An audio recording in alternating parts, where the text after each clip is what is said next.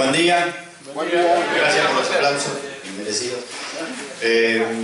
Bueno, la idea es hablar un poco de lo que me tocó pasar en Malvinas, que en realidad fue en la Sandwich, en las Georgias y Malvinas, que son parte de todo el reclamo.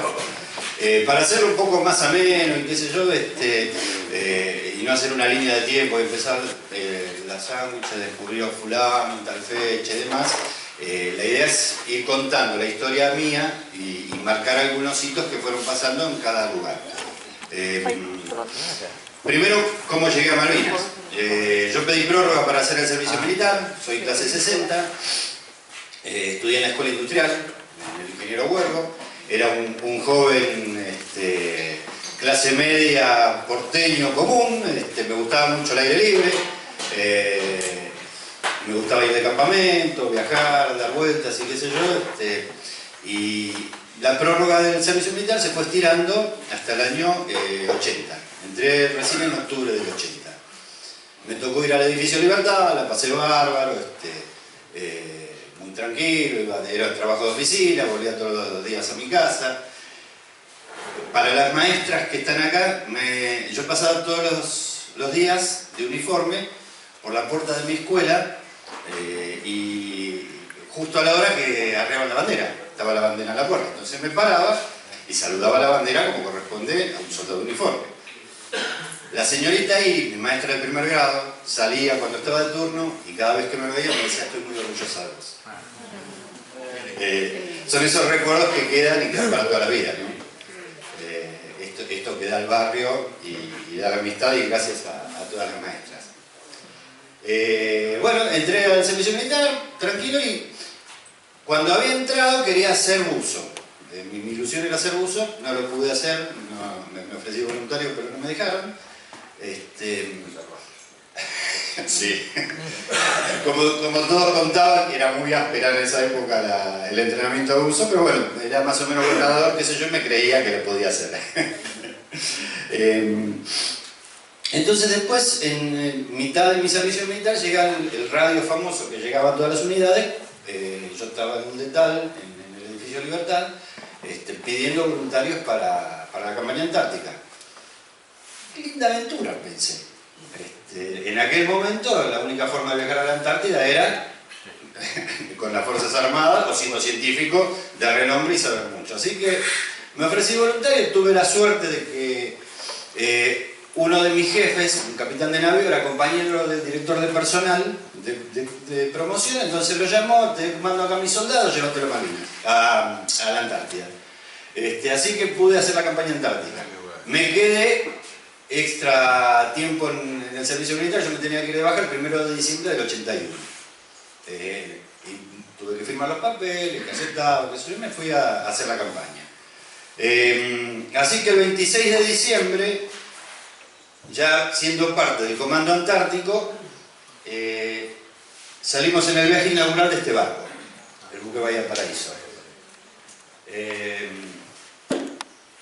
Grandes recuerdos, la primera navegación. En el buque pasamos el fin de año, pero sobre todo pasé mi cumpleaños en alta mar. Yo cumplo el 29 de diciembre, habíamos salido el 26, así que festejé mi mayoría de edad, mis 21 años, arriba del barco.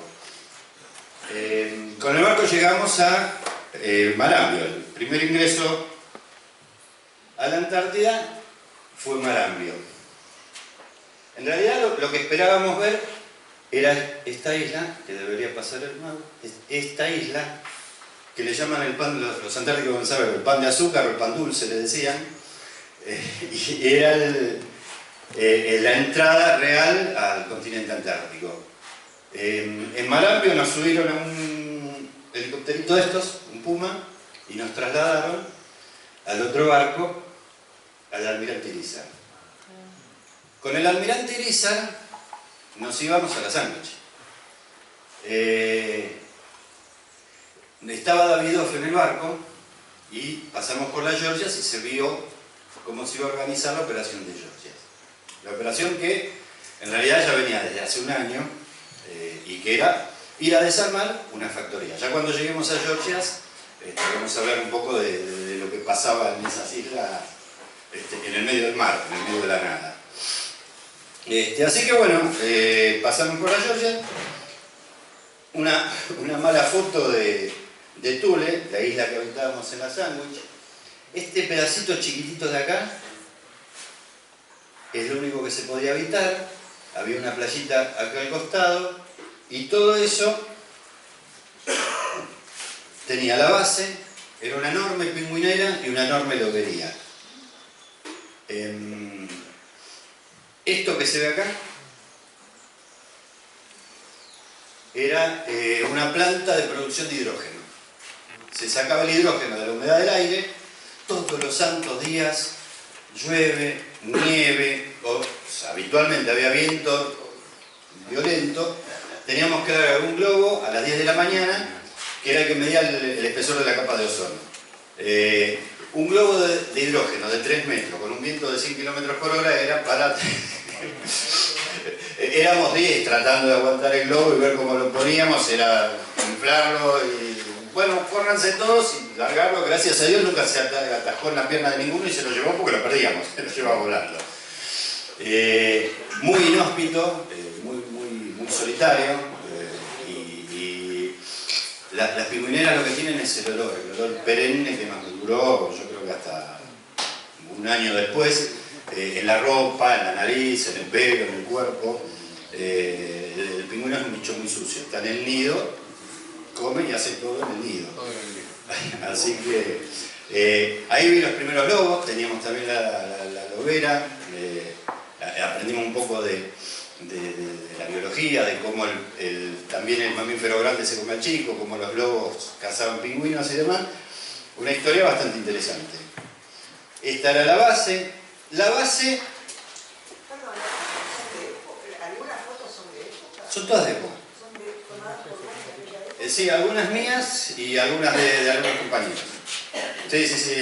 En esa época teníamos el berretín de la fotografía. De hecho, nos daban un anticipo de plata que valía una cámara reflex. Entonces compramos, éramos dos que teníamos esa afición y compramos los dos nuestra cámara reflex. Nos llevamos 10 rollos cada uno de 36 fotos. O sea que sacamos 360 fotos. Ya, yo tengo los mellizos de 6 años, a la hora que habían nacido le había sacado como 500. Y nos llevamos para una campaña de 360 fotos. Que andan por ahí dando vueltas. Bueno, la Estación Científica Corral de Uruguay, que era la base que estaba en las Islas Sandwich, se había construido en el año 77.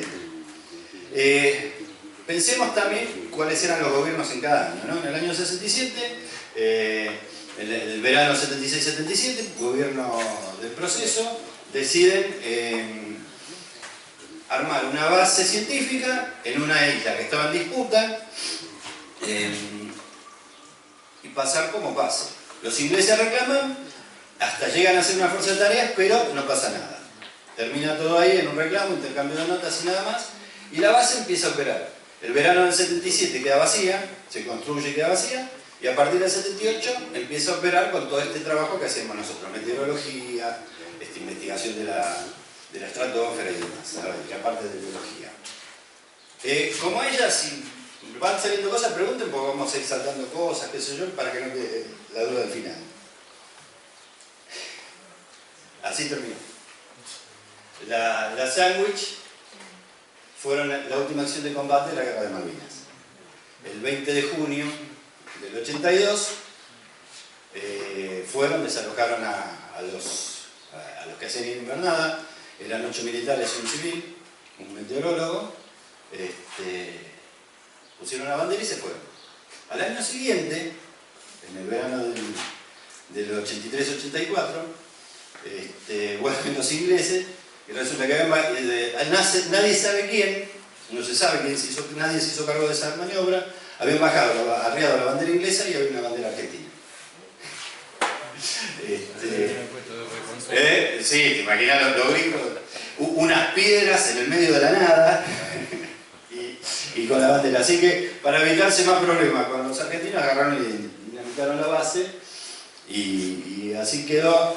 Yo las últimas fotos que vi de Google ya no hay nada, o sea, no quedaron esos restos, se ve que con las nieves, los vientos y demás se fue deteriorando todo y ahora parece un terreno virgen.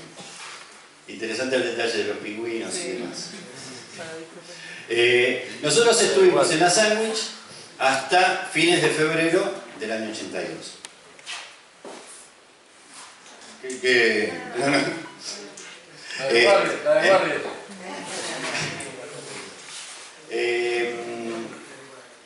Nos vino a buscar el almirante Irizar y nos llevó a Orcadas.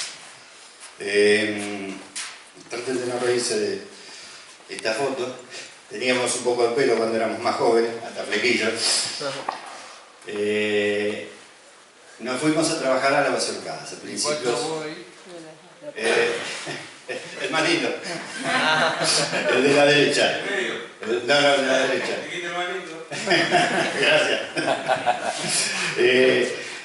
En Orcadas, hoy a la mañana hablábamos con Manuel de cómo uno se olvida de las cosas, ¿no? Para preparar esto le pedí fotos a un compañero. Una de las cosas es cómo hacer el agua. El agua se hace con hielo. En todas las bases antárticas se hace con hielo o nieve. En Orcadas teníamos toda una vía férrea con unos carritos y traíamos el hielo con transporte y se tiraba una gran olla que lo derretía y tenían un desalinizador para limpiarlo, ¿no? Cosas que uno se va olvidando y que va encontrando en las fotos que se acuerdan. En Orcadas empezamos a trabajar. Esta es la base en aquella época y acá tenemos, esta es una foto actual. Se fue construyendo, se van haciendo cosas, se van agrandando, pero la base sigue estando ahí. Todas las cosas que pasan en la Antártida son bastante difíciles, ¿no? Ahí hablamos de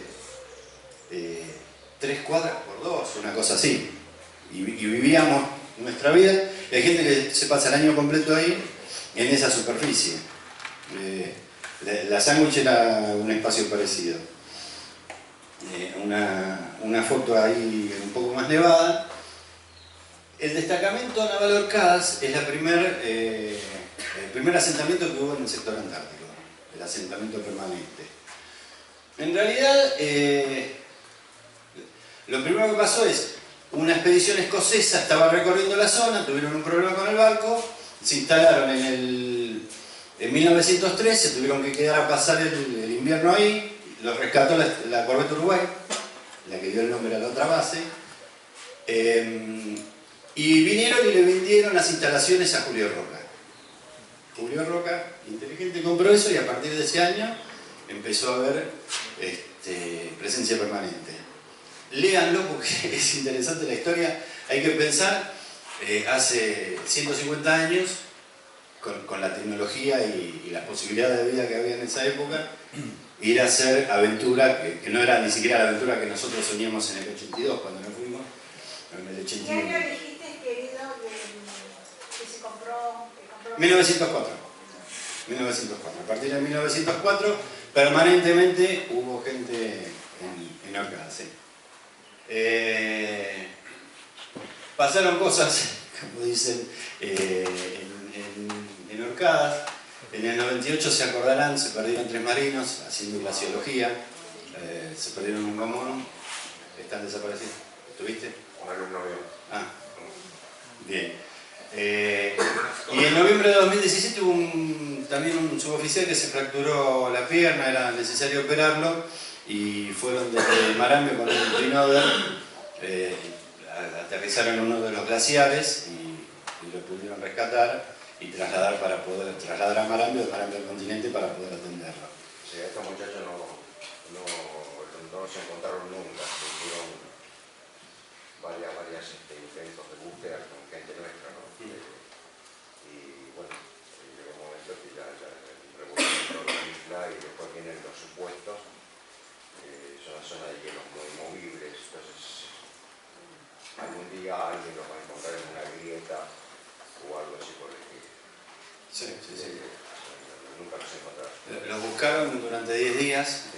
Las islas son grandes, en realidad tienen una superficie grande, los glaciares son grandes. El capitán Sí. Sí, el capitán y 2 suboficiales.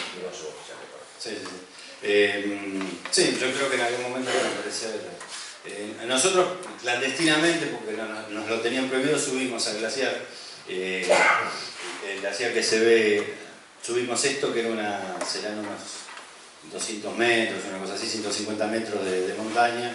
La escalamos un domingo y nos fuimos a pasear al glaciar, cosa que estaba reprohibida y era una locura. Lo podíamos hacer a los 18 años, nos resbalamos, nos caímos, nos podríamos haber ido al mar y haber terminado como esta gente. Gracias a Dios, acá estamos. La casa, esta es la casa Omon House, que fue la primera construcción, lo que queda de ella, que todavía está ahí parada. Esta es una foto actual, esta no la sacamos de aquí, esto es de ahora, se consigue en Google. Y ahí vivieron durante muchos años distinta gente. Digamos, las casas más viejas son las que se ven en negro. Acá. Estas son las edificaciones más viejas, esta, y después se fue construyendo. Esta es la parte habitada, supongo que actualmente, galpones de servicios y demás.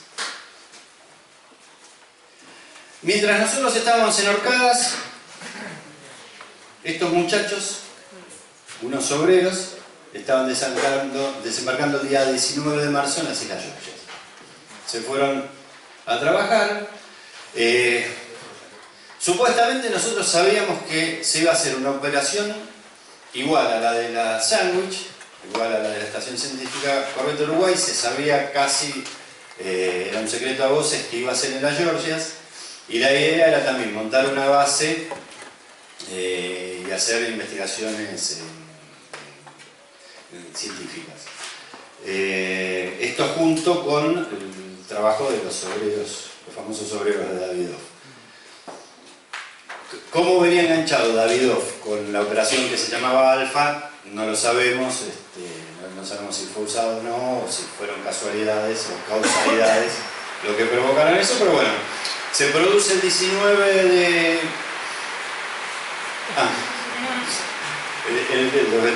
El 19 de marzo, el desembarco, el famoso incidente de la bandera, que también hasta ahí hay controversias, porque yo he escuchado a algunos de los obreros que dicen que ellos llegaron y la bandera ya estaba izada. En realidad lo que se produce es, bueno, la discusión, los ingleses tenían... Una de las cosas es, en realidad no se sabe muy bien cuándo los ingleses tomaron posesión de Georgia, ahora lo vamos a hablar. Esta es la isla en el Maps. Es una isla con muchos puertos naturales, prácticamente toda rocosa, toda en altura. Y tenía, todos esos son los puertos en donde se hacía. Los puertos nacieron con los balleneros.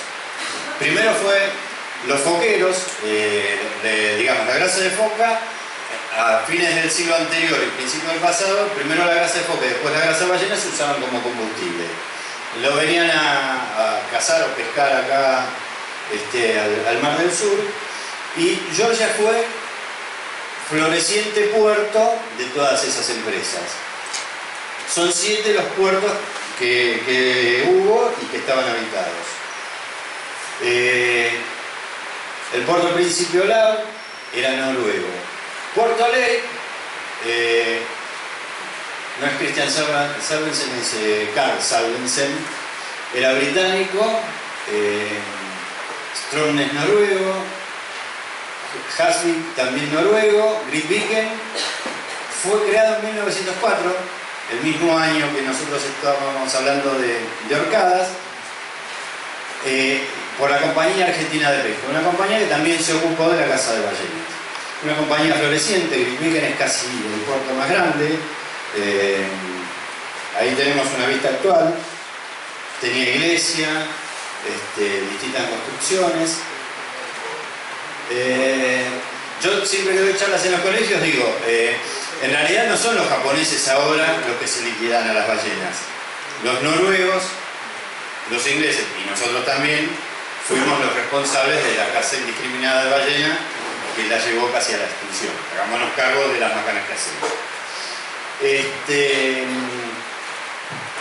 Así que el 23 de marzo, el buque Bahía Paraíso nos pasa a buscar a Orcadas, levanta al grupo que era en el batallón antártico y se lo lleva para el lado de Georgia. Quiere decir que el 24 de marzo del año 82 nosotros entramos en operaciones de combate, antes todavía de que ustedes se embarcaran a Malvinas. En esos 6-7 días febriles se fue armando la operación y se fue decidiendo lo que se iba a hacer, y eran planes que estaban hechos para hacer más allá el invierno y demás.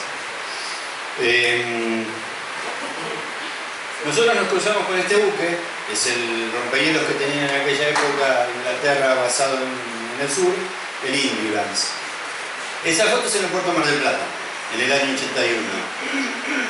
Ese mismo año, ¿se acuerdan que estaba en el edificio Libertad? Había ido a visitar con mi jefe, un capitán de navío, habíamos ido a visitar por estas cosas protocolares al barco. O sea que había estado en ese barco con el cual ahora me encontraba en la tripulación comiendo sándwiches, tomando cerveza caliente como toman los ingleses. Pero bueno, es lo que hay.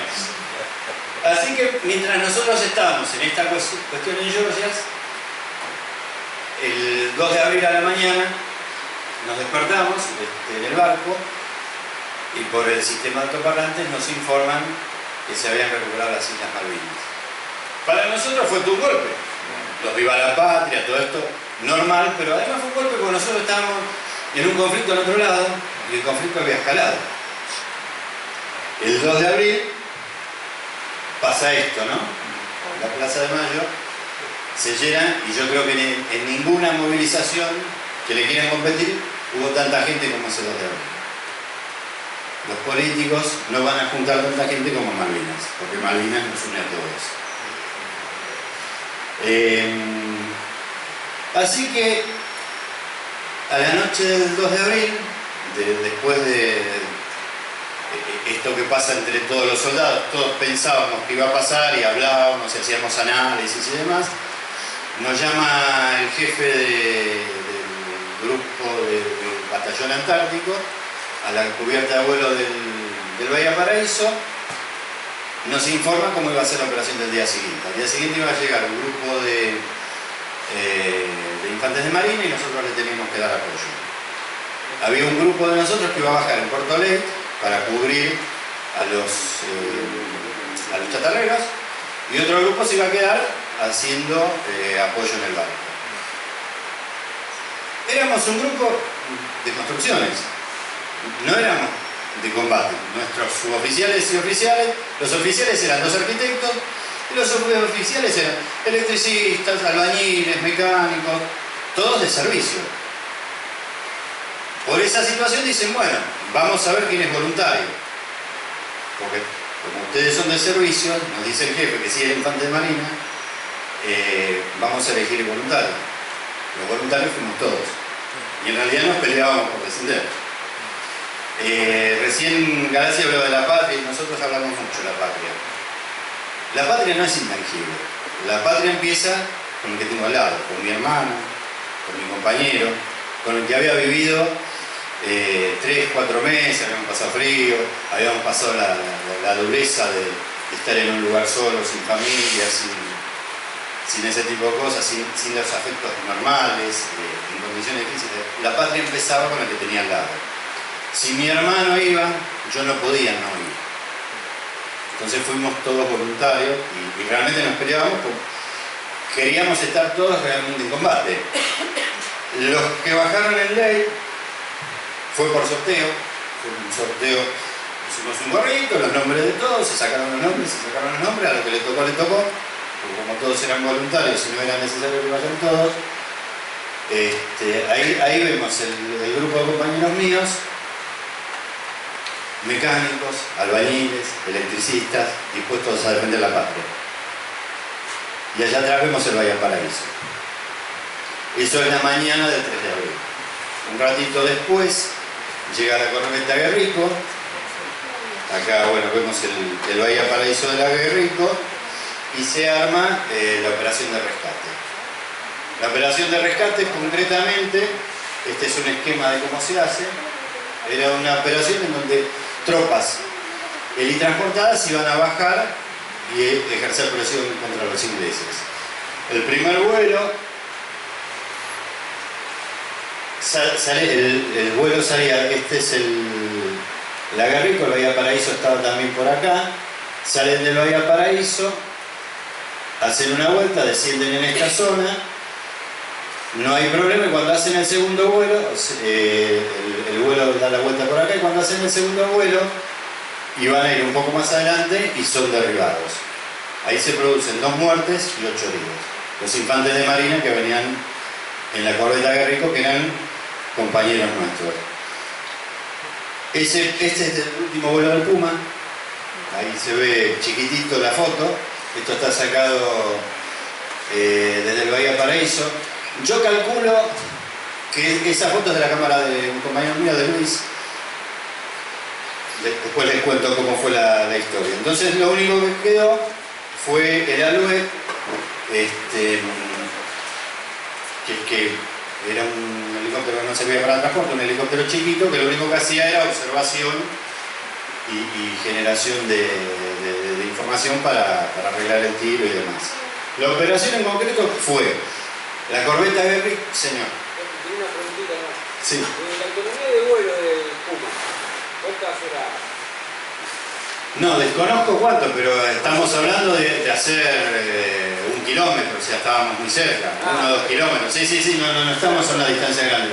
No, deben tener 5, 6, 7 horas de autonomía de vuelo. Pero esto era cerca, ¿eh? Debe tener 3 horas. 3 horas. 4 horas. Pero esto era cerca, digamos, no era distancia grande. El Puma cae porque le disparan de abajo y, digamos, le rompen el sistema hidráulico. El Puma pierde control, cae parado, digamos, la acción del piloto salva. Los muertos son muertos y heridos por herida de bala. El aterrizaje, siendo forzoso, digamos, fue feliz porque no produjo más víctimas. ¿Esa es la pelea de Huanca? ¿Eh? ¿De Huanca? Huanca están, ahora vamos por Huanca. Ah, no es esa. No, en el helicóptero mueren Águila y Almonacid, que eran conscriptos, de Infantería de Marina del BIMU 1. Huanca estaba en Aguerrico. Entonces, producido este derribo del helicóptero, ordenan al Aguerrico atacar con los cañones, que entre a la bahía y dispare en las posiciones que habían detectado en el vuelo anterior y en el vuelo fallido. Y además lo que veía el Alouette en los vuelos. El Aguerrico se le traba primero el cañón de popa, dan vuelta, disparan con el cañón de proa, se les traba el cañón de proa, vuelven a destrabar el de popa. Estas son las cosas que a veces pasan, ¿no? Uno tiene que estar preparado siempre para la contingencia. Se ve que los artilleros del Aguerrico hacían su trabajo a medio pelo, entonces se encontraban con los problemas. Digamos, los suboficiales y oficiales podrán aclarar más sobre estas cosas, pero evidentemente que se te traben con los cañones es una falta de mantenimiento, es una falta de previsión del frío, de las condiciones en que iban a operar y demás. En este interín le disparan con un misil, un Roland creo que fue, le pegan en el puente de comando al Aguerrico, entonces ahí se produce la muerte de Huanca, que era cabo, y hay 3 heridos más, 3 heridos graves. El Bahía Paraíso ya tenía quirófano, o sea que todos los heridos fueron traídos al Bahía Paraíso. A mí me tocó quedar en el Bahía Paraíso y colaboramos en el traslado de heridos, en la camilla, en todo el movimiento y demás. Si bien el barco disponía de las condiciones, lo que no era cómodo, porque estaba, digamos, de la cubierta de vuelo había que bajar 2 cubiertas más para llegar al quirófano, las famosas escaleras de los barcos, vimos que son bastante difíciles, así que era todo un pasamanos en donde todos estábamos colaborando para poder bajar a los heridos y llevarlos lo más rápido posible al quirófano o a la internación. Y obviamente, como todo sistema, tenían su triage y se fueron separando y demás. Terminada esta operación, nos trajimos a todos estos tipos, que son los ingleses que estaban en Georgia, los trajimos de prisioneros. Una de las cosas que pasa, que es lo que le pasó a los que fueron el 2 de abril, todos los infantes de Marina volvieron. Nosotros llegamos a Puerto Belgrano cuando el barco se hizo hospital, a fines de abril, y esperábamos volver a casa, que en algún momento alguien nos recibe. Estos son los tipos que recibieron, que recuperaron Georgia. Llegamos a Constitución con el uniforme puesto, arrugado de estar 5 meses en el fondo de la bolsa de equipo, sin un mango. Nos habíamos ido en diciembre haciendo dedo los suboficiales porque no tenían cómo viajar. Nosotros los colinos por lo menos especulábamos con el uniforme y viajábamos gratis, con los 2 bolsos en la mano, sin poder comunicarnos. Acuérdense que en el 82 hablé por teléfono en un quilombo, no era fácil. No había celulares, no había internet, no había televisión a color. Vivíamos más o menos en la época de las cavernas. ¿Estos ingleses dónde fueron a parar prisioneros? Esos ingleses estuvieron prisioneros en el barco. El Bahía Paraíso, el mismo 3 de abril a la noche, nosotros descargamos todo lo que... todo el material que pudiéramos tener. Yo no me acuerdo, creo que vos me habías mencionado ayer a los lagartos que estaban en el Bahía Paraíso. Astiz y el equipo lagarto eran 16 o 12, una cosa así. 7 comandos Astiz y 7 los. Bueno, ellos se iban a quedar y supuestamente eran los que iban a ser parte de la operación Alfa. Y que se iban a quedar en la, digamos, dando cobertura para la construcción de la base que íbamos a hacer nosotros. Le descargamos comida, equipamiento, todo lo demás. Una de las cosas más difíciles, estuvimos toda la noche abriendo cajones, éramos 5 o 6 que nos mandaron a la bodega del barco a abrir cajones para encontrar baterías de 9 volts para los visores nocturnos. Cajón por cajón, la bodega del barco, con una linterna porque había poca luz y demás, tratando de encontrar la famosa batería de 9 volts que no aparecieron. Hace 1 o 2 años me enteré que el electricista del grupo de los obreros había sacado unas baterías de no sé qué equipo de radio y las había adaptado con un capacitor, qué sé yo, y había armado algo. Entonces se llevaban una batería de moto y el visor nocturno. Y andaban con la batería de moto y el visor nocturno y la batería esa la cargaban todos los días. Lo atamos con alambre, pero salimos adelante. Digamos, las cosas se pueden resolver. ¿Y cómo son los detalles? ¿No? Uno, con los años, ¿cómo se hicieron con el visor nocturno si no tenían baterías? Después de 20 años te terminás enterando de cómo lo solucionan. Me preguntaban por los muertos. Cabo primero Patricio Huanca, era parte de la corbeta Guerrico, Mario Almonacid y Jorge Ávila. Mario Almonacid es hijo de chilenos. Matrimonio, los padres son los 2 chilenos. En el 2009 nos toca el honor de ayudar a la Comisión de Familiares a inaugurar el monumento de Darwin en el cementerio nuevo que está en las islas. Lo conozco al papá de Almonacid, estuvimos charlando. Obviamente nos había tocado manipular el cadáver de Mario, que volvió al continente. Lo trajimos en la cámara frigorífica y cuando llegamos al continente, digamos, lo mandaron, así que ellos 3 están enterrados en el continente. Y hablando, nos podemos hablar con el padre, me pregunta, hablamos un poco de las acciones. El padre me cuenta que tenía un hermano que vive en Malvinas, un chileno que vive en Malvinas. Vamos a tratar de ubicarlo, le digo, ¿te parece? Para que pueda ir a rendir el homenaje como ustedes. Sí, dale, qué sé yo, conseguimos teléfono, lo ubicamos, lo llamamos por teléfono. Entonces, queda esto ahí. Cuando vuelven del viaje, me encuentro de vuelta con el papá de Mario y le digo, ¿y cómo te fue? Mi hermano no vino, porque si no, viste cómo es allá, lo van a tratar mal, no lo van a querer, va a tener problemas. Y bueno, yo a este país lo amo igual. Perdí a mi hijo y perdí a mi hermano, pero yo a este país lo amo igual, me dijo el chileno. Por eso siempre hay que tener en cuenta que hay chilenos y chilenos. Nunca el origen de las personas los obliga a hacer de determinada manera. A mí me dio una lección. Obviamente estábamos con Raúl Menéndez, un compañero, y cada vez que hablábamos con el viejo Almonacín nos teníamos que ir a un rincón, llorábamos 15, 20 minutos, volvíamos y volvíamos a hablar con el viejo, y así estábamos porque nos emocionaba mucho. Un tipo con muchísimos valores y del cual aprendimos mucho. Entre esto a entender que no todas las personas, por su origen, por su color de piel, o por dónde vienen, o por lo que fuera, son de determinada manera. Cada uno es como es y hay que entender los valores que tiene cada uno. Así que bueno, hasta acá lo que tiene que ver con la operación. Como les decía, el Bahía Paraíso tuvo varias funciones.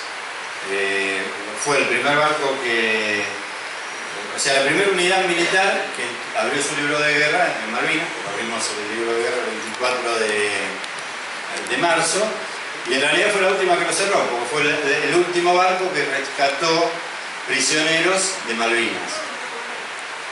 Entonces es la unidad que más tiempo estuvo en combate y además que más funciones cumplió.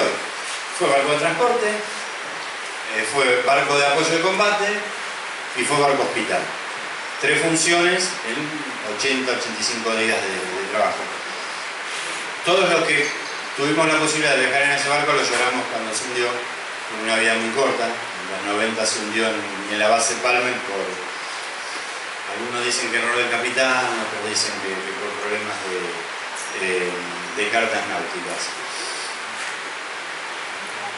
Esto que fuimos saltando desde 1904 hasta 1982 no termina. ¿Qué quería decir yo con esto? La guerra de Malvinas no es un hecho aislado que pasó en 74 días, sino que es la consecuencia de una historia que nosotros tenemos con los ingleses, que empieza en 1806, en realidad por lo menos, y que sigue hasta nuestros días. Yo disiento mucho con mis compañeros, sobre todo los profesionales de armas, en decir que todos los soldados son hermanos. Son colegas. Los ingleses, aún siendo de la misma profesión, no son hermanos. Los hermanos somos todos nosotros que nacimos del mismo vientre y comimos en la misma mesa. Nacimos de la misma patria y comemos en la patria de esta mesa. Los otros eran colegas, buenos, malos, respetables, no respetables, pero yo creo que la profesión no te hace hermano, lo que te hace hermano es la sangre. Y a ustedes lo hizo hermano la sangre derramada en Malvinas, la turba no. A nosotros sí, pero somos hermanos de todos los que nacieron en este país. Mis hermanos son, de vuelta, los que nacimos del mismo vientre y comemos en la misma mesa, por lo menos. Y yo no me siento a comer con un inglés. Lo respeto, hablamos, nos reímos, hacemos chistes, todo bien, pero a mi mesa no. Ah, no, yo me refería a hermano de la turba ustedes. No, hermanos de la turba nosotros, pero hermanos como argentinos somos todos nosotros. Esto quería referir. ¿Y qué significa, digamos, Malvinas en esta historia que empezó por ahí en 1810 y sigue hasta la fecha? El de la izquierda es el mapa de 1816. Todas esas son las provincias unidas del Río de la Plata que mandaron delegados al Congreso de Tucumán, que declaró la independencia.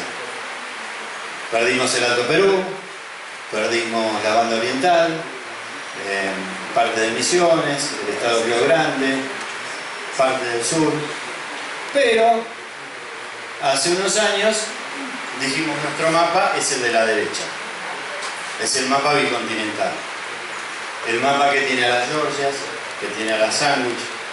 Las Sandwich son esta cosa chiquitita acá que casi ni se ve en el mapa, acá, en la punta del sector antártico. 1000 y pico de kilómetros al este de Ushuaia. Todo ese es nuestro país. Todo ese es el vientre en el cual nosotros nacimos. En el sector antártico, en la Antártida, nacieron 10 personas. Son 10 compatriotas. Solo 10 personas, son 10 argentinos los que nacieron en la Antártida. Esto no es algo que esté difundido.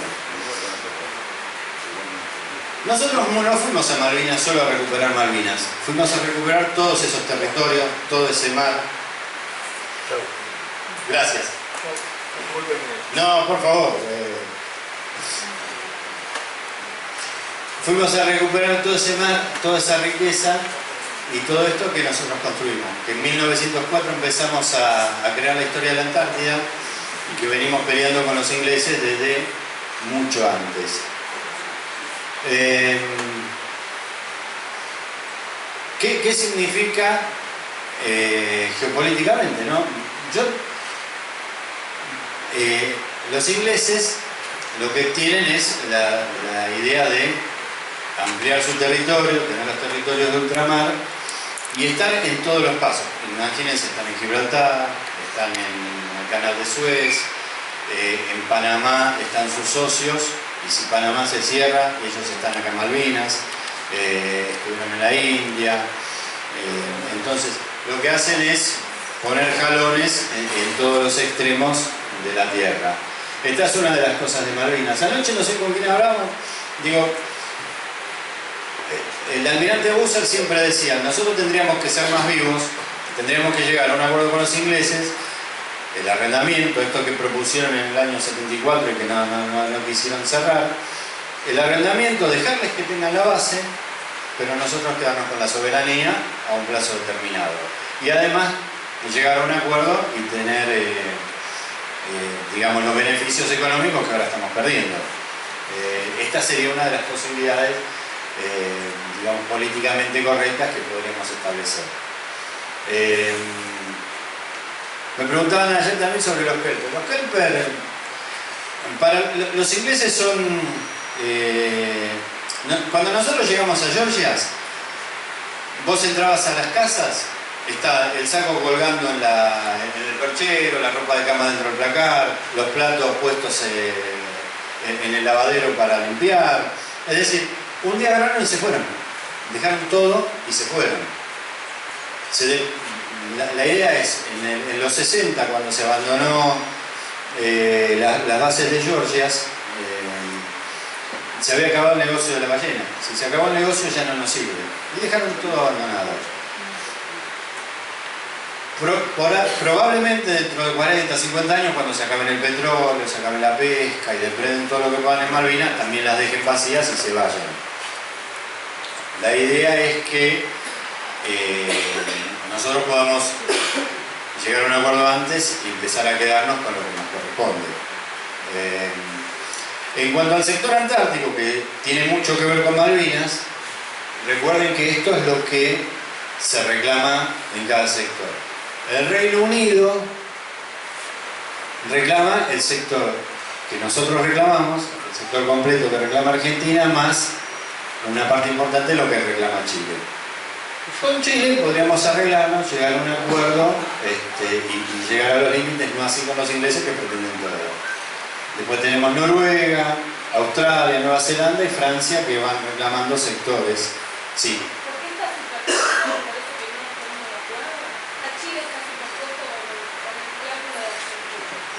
Cuando se firmó el Tratado Antártico, los países signatarios, que por ejemplo Estados Unidos no reclama nada, pero tiene presencia antártica, entonces lo que se firma es que va a ser un territorio internacional que no es perteneciente a nadie y se guardan los reclamos de las partes que tienen interés en reclamar sectores. Las partes que tienen interés en reclamar sectores son esas: el Reino Unido, Argentina, Chile, Noruega, Australia, Francia y Nueva Zelanda.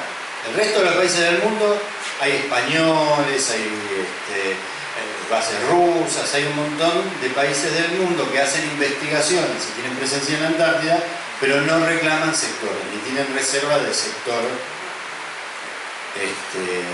digamos, en el tratado. El tratado venció en 1990 y se sigue prorrogando con el transcurso del tiempo.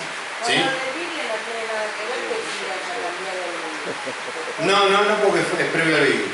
El reclamo de Chile es previo al BIBI. El Tratado Antártico es anterior al BIBI. Nosotros somos el primer país que lo tiene como cartografía oficial.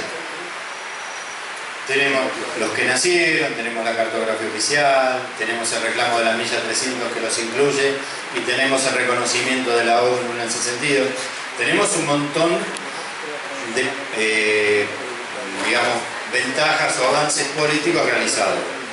Ahora, los avances políticos los tenemos que sostener con hechos. Entonces, es obligación nuestra seguir teniendo presencia en la Antártida, seguir investigando en el mar Austral.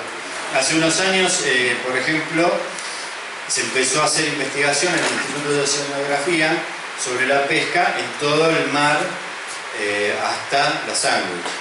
Hay un buque que se llama el Puerto Deseado que investiga desde Ushuaia hasta la Sandwich, desde, digamos, el norte, desde la milla 300 hasta el sector antártico, sobre la pesca y demás. Esto es hacer soberanía. Hay que decir las cosas como son. Este gobierno que se va en unos días permitió que veedores ingleses suban al buque Puerto Deseado y vean lo que hacen. Entonces nosotros hacemos el trabajo, ellos lo ven y lo aprovechan para la licencia de pesca de Malvinas. Entonces hay que tener cuidado en qué política tenemos en cada caso, ¿no?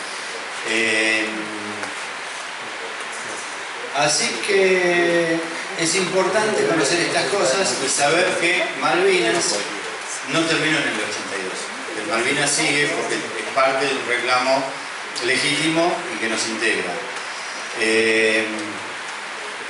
Nuestras historias sirven, digamos, como historias de personas, de fe, de compañerismo, de valores, de un montón de cosas, pero valen si las seguimos continuando en el tiempo y seguimos pensando en lo que tenemos que hacer como país para poder ser integrales y ser concretos y poder crecer. Es lo que le dejamos a nuestros hijos y a nuestros nietos. Para terminar, Malvinas no sube. Ayer hablaba con el coche y medio discutimos, digo, acá lo que hay son argentinos que piensan distinto, no hay enemigos. Por más distinto que pienses, hablamos de los hombres de bien, no del delincuente, no del chorro, no del que de droga, no, hablamos de las personas de bien. No importa lo que piensen, y no importa que nos enojemos por lo que piensen. Son personas, son argentinos que piensan distinto. Y que al fin de cuentas todos queremos que este país avance. La desmalvinización tiene muchas aristas. Una de las aristas es sacar esto de que Malvinas nos une. Hace un ratito vimos la Plaza de Mayo, que fue la Plaza de Mayo más llena de la historia de la Argentina. Ningún político la pudo llenar así. Lo que lo llena es la integridad territorial y la causa que nos une. Yo creo que nosotros, cuando hablamos de Malvinas, está muy bueno hablar de valores, pero también tenemos que hablar de lo que dejamos. Ustedes, los jóvenes por Malvinas, recuerden siempre que nosotros fuimos no a ser buenas personas, no a adquirir valores, no a defender a nuestros compañeros, sino a defender la soberanía y la integridad territorial. Las historias valen porque fueron en Malvinas. Si no hubiesen sido por defender la soberanía, serían historias de vida y nada más. Valen por la soberanía. Y sobre eso quiero que trabajen y los invito a que piensen en eso y sigan avanzando en eso. Gracias.